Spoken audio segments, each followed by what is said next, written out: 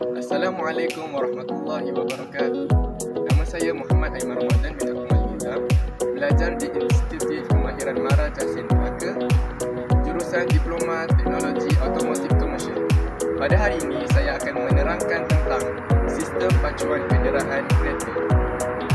Seperti yang kita tahu, terdapat 3 jenis sistem pacuan kenderaan.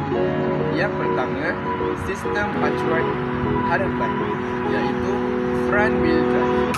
Yang kedua, sistem pacuan roda belakang, iaitu rear wheel drive. Yang ketiga, sistem pacuan 4 roda, iaitu four wheel drive. Bersama saya di sini kereta Proton Saga Iswara. Jadi ini adalah reka bentuk enjin kereta Proton Saga Iswara. Kereta Proton Saga Iswara mempunyai enjin yang diberi nama Mitsubishi 4G13. Ada juga kereta Proton Saga Iswara yang menggunakan enjin Mitsubishi 4G15. Kereta Proton Saga Iswara dilengkapi dengan enjin inline 4 yang mempunyai 4 silinder dalam satu baris, menjadikannya lebih efisien dan mudah diselenggara. Dan apa yang kita dapat lihat di sini ialah enjin kereta Proton Saga Iswara dipasang secara melintang. Dan enjin yang dipasang secara melintang ini ialah front wheel drive, iaitu pacuan roda hadapan.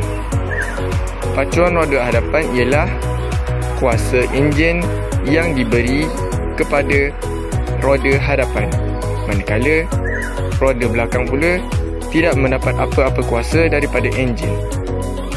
Mari saya tunjukkan beberapa komponen yang berkait dengan front wheel drive.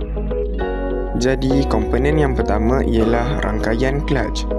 Fungsi rangkaian clutch ialah menyambung dan memutuskan kuasa daripada enjin ke gearbox.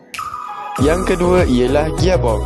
Fungsi gearbox ialah menyampaikan tenaga daripada enjin ke pergerakan roda. Yang ketiga ialah drive shaft. Fungsi drive shaft ialah menyambungkan tenaga daripada gearbox ke roda yang membolehkan roda untuk bergerak. Dan yang terakhir ialah knuckle.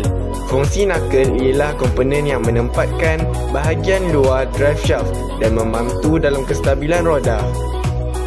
Jadi tamatlah sudah pembahasan kita tentang sistem pacuan kenderaan. Terima kasih sudah menonton video ini.